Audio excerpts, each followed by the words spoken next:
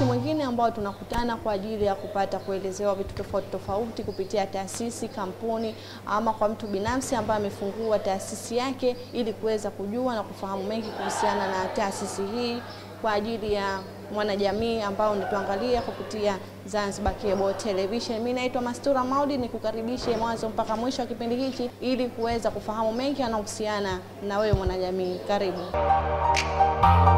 Kama nilivyotambulisha hapo awali kwamba tunaye mgeni wetu ambaye kama tunavyomuona na ataweza kutueleza vitu tofauti tofauti kupitia taasisi hii ambayo yuko nayo.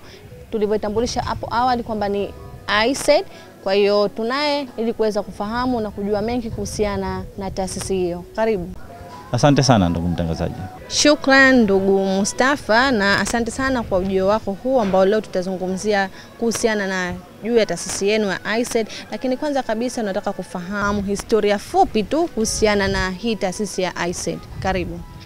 Asante sana. ISED ni taasisi ya vijana ambayo imeanzishwa tarehe 20 mwezi wa 10 mwaka 2015, ambayo malengo yake zaidi ni kuweza kuwajengea uwezo vijana wa Zanzibar ili wao kama vijana kuwa sehemu ya mabadiliko katika jamii zao na maendeleo endelevu kwa ujumla.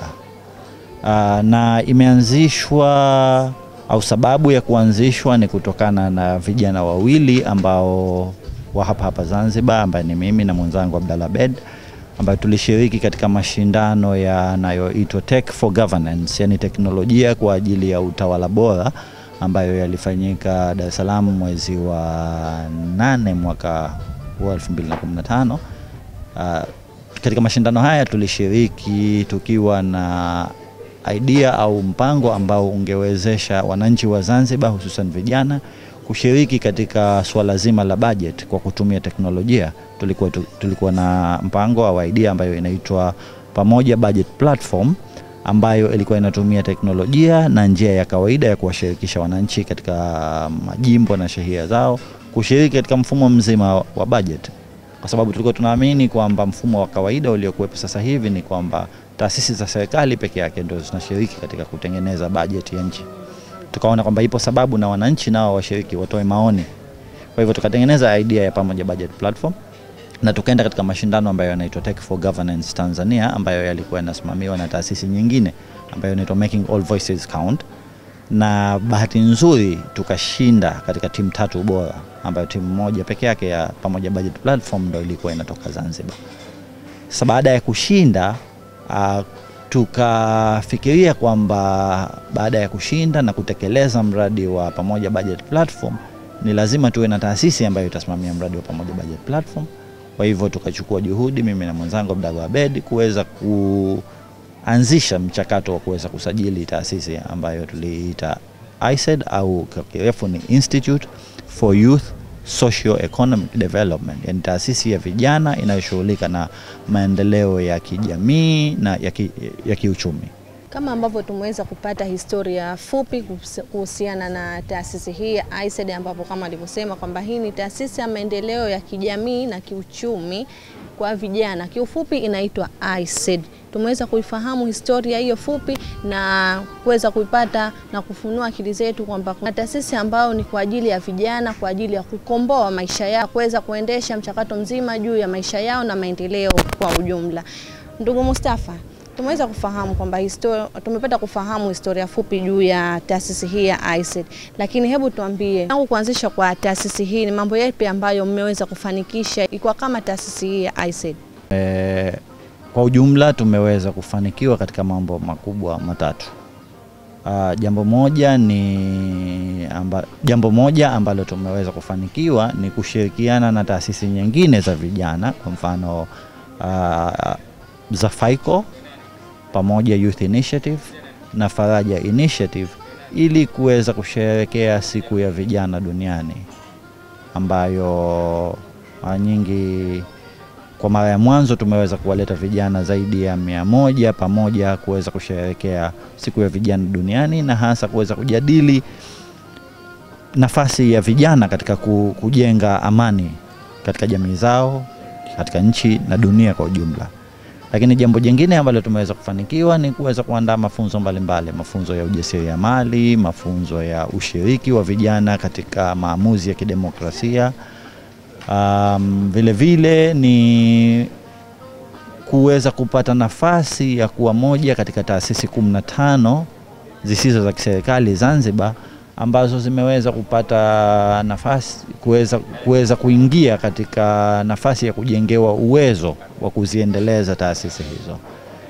Kwa hivyo haya ni kwa ufupi ndio mafanikio ambayo tumeweza kupata au tumeweza kufanikiwa kwa kipindi hichi.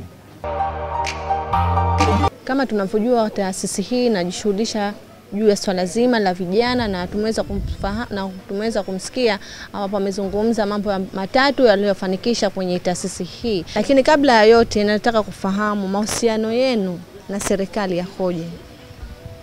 Kama taasisi isiyo ya kiserikali taasisi ambayo imesajiliwa kisheria, kuna uhusiano wa moja kwa moja na serikali, kwa sababu msimamizi wa usajili wa taasisi zisizo za kiserikali Zanzibar ni mrajis wa taasisi za kijamii. Kwa hivyo hapa tunaona uhusiano uko moja kwa moja, kwa sababu tumekwenda kujisajili rasmi katika ofisi ya mrajis. Lakini kama taasisi isiyo ya kiserikali ambayo inafanya kazi kwa ajili ya maendeleo ya vijana, kwa upande fulani inasaidia serikali katika kuendeleza vijana, kwa sababu moja ya malengo ya serikali yoyote duniani ni kuweza kuhakikisha kwamba vijana wake wanaendelea, wanapata fursa na wanapata uwezo wa kuweza kubadilisha maisha yao, kuweza kushiriki katika maamuzi ambayo yanafanywa na serikali. Kwa hivyo kuna uhusiano ambao hata pengine si wa moja kwa moja, lakini ni uhusiano ambao kazi zetu ambazo tunazifanya ni kazi ambazo zinaisaidia serikali kwa upande mmoja. Bali ya kuwa tumeshafahamu kwamba mashirikiano na serikali yako vipi, lakini hebu tuambieni kwamba mna wahisani au wadhamini wanaokudhaminini kwenye hiyo taasisi yenu? Kwa sasa hivi hatuna wadhamini au wahisani wa moja kwa moja ambao wanatudhamini kwa njia labda ya kifedha, lakini tumo katika mpango wa kuziendeleza taasisi zisizo za kiserikali za Zanzibar, ikiwa ni moja ya taasisi za vijana zilizofaidika na mpango huu. Kwa hivyo tunaweza kusema kwamba tunao wadhamini ambao wanatusaidia katika kujenga uwezo wa kitaasisi, ikiwemo usimamizi wa masuala mbalimbali kama usimamizi wa kifedha, jinsi ya kuweza kuendeleza mpango wa kuandika miradi, jinsi ya kuweza kusimamia kazi mbalimbali ambazo zinafanywa na taasisi yetu, kuhakikisha kwamba zinakuwa na ufanisi. Kwa hiyo tunaweza kusema kwamba tunaye mdhamini ambaye anatudhamini au anatusaidia katika kutujengea uwezo, ambapo taasisi inakwenda kwenye mafunzo tofauti kwa muda wa miezi 4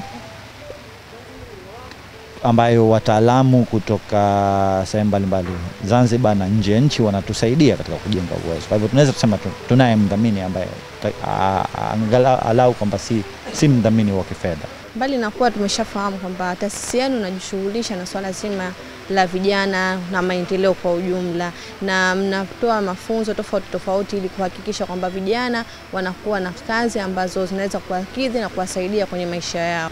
Kwa kipindi kifupi ambacho mmeanza haya mafunzo, ni vijana wangapi ambao wamejitolea au wamepata fursa hii kwenye taasisi yenu kwa ajili ya kujiendeleza kiuchumi na maendeleo zaidi? Takriban vijana 200 wameshashiriki katika mafunzo mbalimbali ambayo tunayatoa, ikiwemo ni ujasiriamali, ushiriki katika masuala ya demokrasia, masuala ya haki za binadamu na kusherehekea siku za kimataifa, kwa mfano siku ya vijana duniani. Tayari takriban vijana 200 tumeshaweza kuwashirikisha katika shughuli mbalimbali ambazo tunazifanya na taasisi yetu. Ikiwa kama ni taasisi yoyote ama kampuni yoyote haikosi changamoto, kama nyinyi kuna changamoto ambazo mmekumbana nazo toka kuanzishwa kwa taasisi hii? Ni kweli, kwa sababu ni taasisi changa ambayo imeanzishwa takriban miaka 2 iliyopita. Tunazo changamoto ambazo tunakumbana nazo. Moja ya changamoto kubwa ni rasilimali, hasa rasilimali za kifedha, kwa sababu kufanya shughuli zote ambazo zinawashirikisha vijana na zina lengo la kuleta maendeleo ni fedha ambayo inahitajika ili kuweza kuendeleza hizo taasisi au hizo shughuli, lakini pia rasilimali nyingine. Lakini changamoto nyingine ambayo tunaipata ni ushiriki wa vijana. Japo kwamba tunajitahidi kuwashirikisha vijana na kuwapa nafasi, lakini bado vijana wa Zanzibar hawajaamua tuseme hawana mwamko wa kuweza kuzitafuta fursa au kuzitumia fursa ambazo zinapatikana na zinatolewa na taasisi mbalimbali zisizo za kiserikali, makampuni na hata taasisi za kiserikali baadhi fulani. Kwa hiyo ni moja ya changamoto kubwa ambazo taasisi yetu inakumbana nayo. Na labda kwenye hiyo taasisi kama ambavyo umesema mnatoa mafunzo kwa vijana tofauti na unasema bado hawana mwamko kwa ajili ya swala zima la mafunzo na kwa ajili ya wajasiriamali pia. Hayo mafunzo ambayo mnayatoa ni kwa malipo au mnakuwa mna njia gani ya kuweza kupata yule kijana kwa ajili ya kuweza kushiriki na yeye kwenye hayo mafunzo?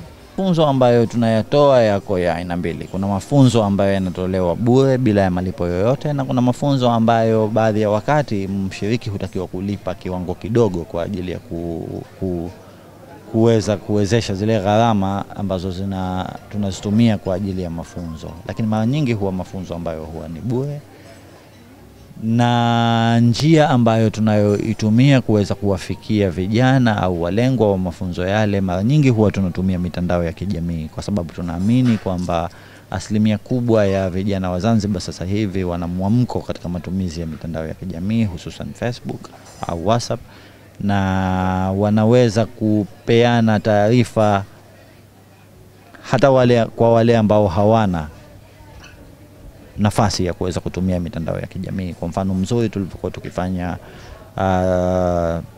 tulipotoa matangazo ya kuandaa sherehe ya siku ya vijana duniani, ambao ule mdahalo tuliofanya kwa kutumia Facebook na WhatsApp, tuliweza kupata maombi ambayo yalizidi zaidi ya idadi ambayo tulikuwa tunahitaji.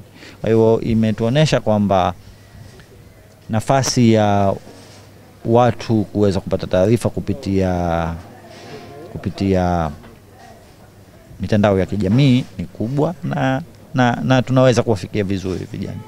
Kwa wale ambao wako vijijini, mnafikia vipi au mnafikishia vipi ujumbe? Kwa sababu wanaweza wakawa wanahitaji hicho kitu lakini hawana Facebook, hawana Twitter kama ambavyo uliposema, hawana mitandao ya kijamii wa aina yoyote ile. Sasa mnakuwa mnafikia vipi ili kuweza kuna wao kushiriki kwenye mafunzo ambayo mnayatoa? Bado tunaamini kwamba vijana wanatumia nafasi ambazo wanazipata au taarifa wanazozipata na kuzisambaza kwa vijana wengine. Kwa hivyo vijana wa vijijini pia tunajaribu kuwafikia kupitia vijana wenzao, kwa sababu njia rahisi ya kuweza kusambaza taarifa hizi ni kupitia taarifa za mdomoni. Yule ambaye amepata anasambaza kwa kijana mwingine, hata ambaye hana Facebook au hajaona kwenye Facebook au hajaona kwenye WhatsApp. Kwa hiyo tunaamini kwamba taarifa zinafika, lakini labda pengine ulikusudia kuwafikia moja kwa moja kwamba kwa nini tunafanya mafunzo yetu au tunafanya shughuli nyingine mjini tu, kwa nini hatufiki vijijini au hatufiki Pemba pengine.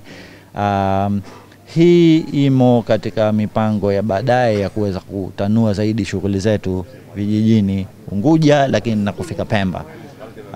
Kwa sababu mimi imani yangu pia ipo katika swala hilo kwamba fursa nyingi ambazo zinatoka kwa ajili ya vijana waliokuwepo mjini au wanazipata zaidi vijana waliokuwepo mjini.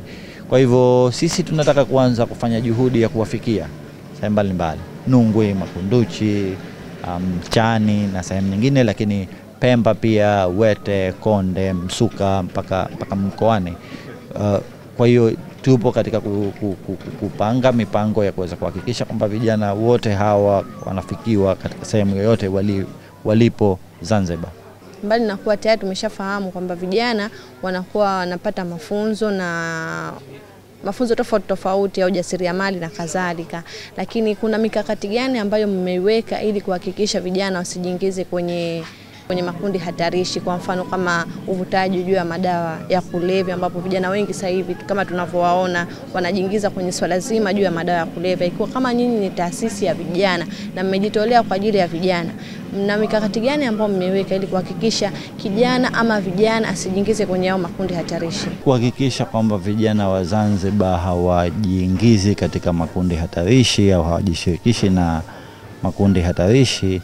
Mikakati yetu ni kuhakikisha kwamba mambo matatu yanafanyika, ikiwemo ni kuhakikisha kwamba wanashirikishwa vya kutosha katika maamuzi ambayo yanafanyika katika jamii zao na nchi kwa ujumla kupitia njia za kidemokrasia na njia za amani.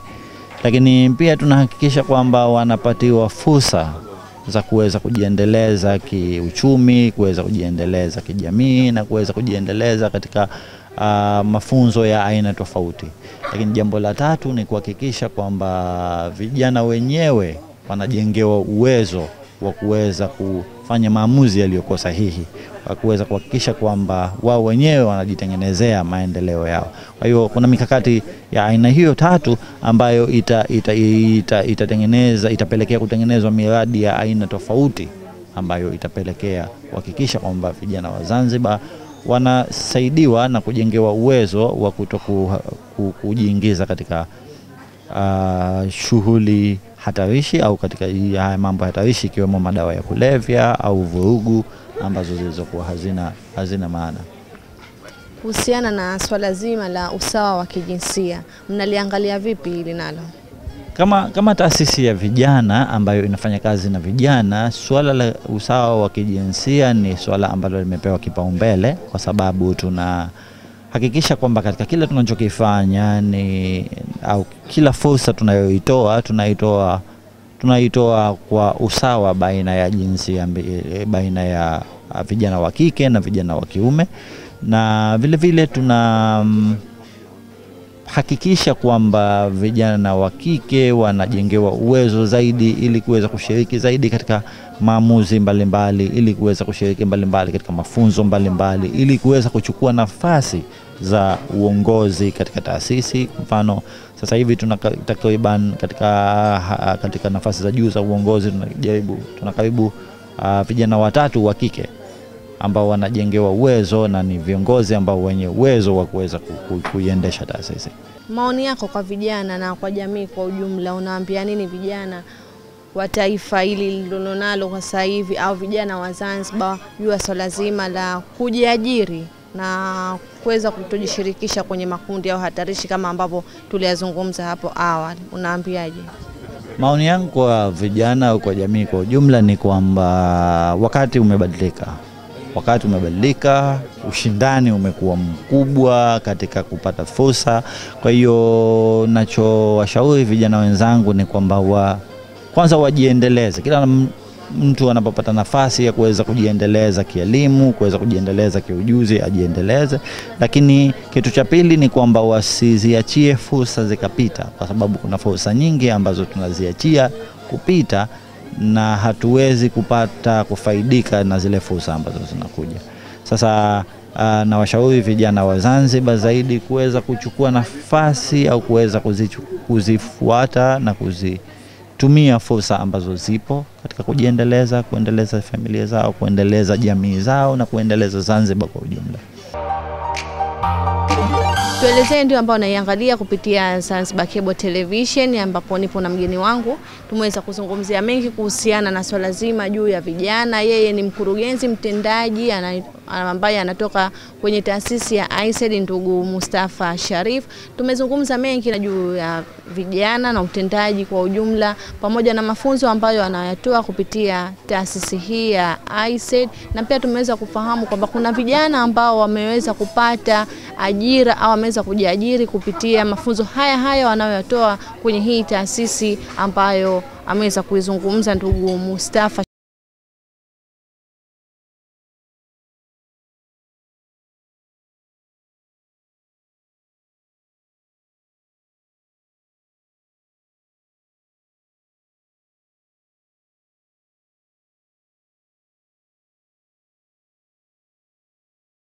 Mimi naitwa Mastura Maudi, nilikuwa na mkurugenzi mtendaji ndugu Mustafa Sharif kwenye taasisi ya AICED.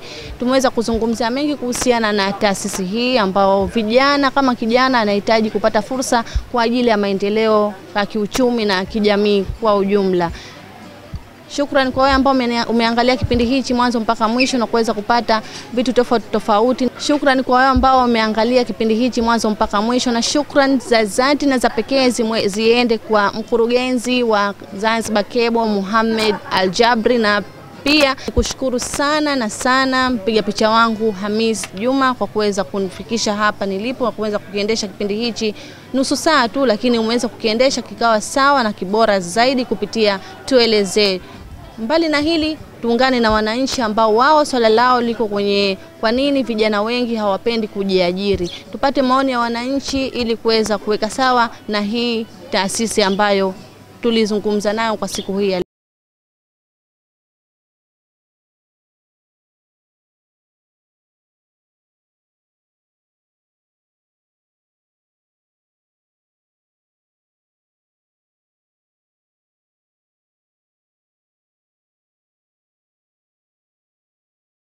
Naitwa Shafik Ali Sharifu. Kwa Zanzibar hii na town hii, vijana wengi hawapendi kujiajiri kwa sababu kwanza ajira yenyewe hamna. Cha pili, kutokana na ajira yenyewe, inaonekana mtu kwa mazingira ya kwao anavyoishi, mtu hawezi hajasoma na anataka ajira fulani ambayo inaweza kumweka katika ofisi au kitu fulani, lakini yeye mwenyewe kazi anayopata zinakuwa sio nzuri kwake kutokana na mazingira aliyoishi kwao. Kwa hiyo mtu inatokana na ile kwao mazingira anayoishi, hawezi kupoa kazi ile alokuwa hajaisomea. Kwa hiyo mtu ndo inakuwa kama hivyo, ni kutokana na mazingira tu, yani kiufupi mtu ndo hawezi kujiajiri na ajira hamna, inatokea kama hivyo. Wengi hawapendi kujiajiri kwa sababu wanapenda kupewa, yani hawataki kutumia nguvu. Hawapendi kutumia nguvu. Kwa hiyo walio wengi wanakuwa wanapenda kuajiriwa. Yani ile kutumia ya kwake, kutafuta ya kwake akatumia nguvu, anaona shida sana. Maoni yangu ni kwamba tungependa kujituma wenyewe. Japo tu japo itakuwa ni kidogo, lakini kiwe chako mwenyewe, unaanza kidogo kidogo, mwishowe unaweza kufikiria hatua ambayo unataka. Vijana wanapenda kujiajiri lakini hawajui fursa za ajira ziko wapi. Kwa sababu kama sisi tunao vijana sasa hivi ambao wamekuja katika taasisi zetu tunazowasaidia kujifunza kujitolea. Kwa sababu wameshasoma lakini hawajajitolea. Kwa hivyo wanashindwa kuwa na ajira au uzoefu kwa sababu hawajajitolea kujifunza hizo kazi. Na inatakiwa kwamba wewe una elimu kama hawa walioko chuoni. Ukishapata elimu, mimi napenda watengeneze ajira wenyewe kwa sababu elimu waliopewa waitumie, sio wategemee serikalini. Na mimi ndio kitu kinachonipa taabu kwamba kwa nini mpaka leo sisi tuko nje hatukusoma vioni lakini tunaendesha maisha yetu vizuri. Wao wako pale wameshapata elimu, tuungane tufanye kazi pamoja, lakini ni ngumu kweli vijana wengi kujitolea. Sijui sababu iko wapi mpaka sasa hivi. Lakini maoni yangu kwamba kuna vikampuni vidogo vinaanzishwa, kwa hivyo vina nafasi ya kujitolea wale vijana kuja kujifunza, wawape ili wajenge uzoefu zaidi. Vijana kwa sasa hivi wamejiwekeza mawazo yao au akili yao katika uajiri wa serikali, na ndio maana unakuta vijana wengi wamekaa wamebweteka, wanachezea simu muda wote. Maoni yangu kwa vijana wenzangu, tujitume kwa sababu tuangalie maisha jinsi yanavyoenda. Sasa hivi maisha ni tafu. Kwa hiyo tukikaa tukitegemea serikali tutakuja kupata tabu baadaye. Vijana wengi hawapendi kujiajiri kwa sababu sitaki kukubali na hiyo kauli kwamba hawapendi kujiajiri, ila kuna sababu ambazo zinawafanya wasijiajiri. Kwa mfano, inawezekana wewe ukafungua kiduka chako kidogo tu pembeni hivi ukawa umejiajiri, lakini unaweza ukajikuta kwamba kuna kodi kibao ambazo wewe zitakufesi mpaka unashindwa kwamba yani mpaka unashindwa kuhimili zile kodi. Mwisho wa siku kibiashara chako kiducho ambacho umekifungua hupati mtaji. Na sababu nyingine kwamba hawapendi kujiajiri nafikiri ni mifumo tu, mfumo wetu wa Zanzibar wa Kizanzibar.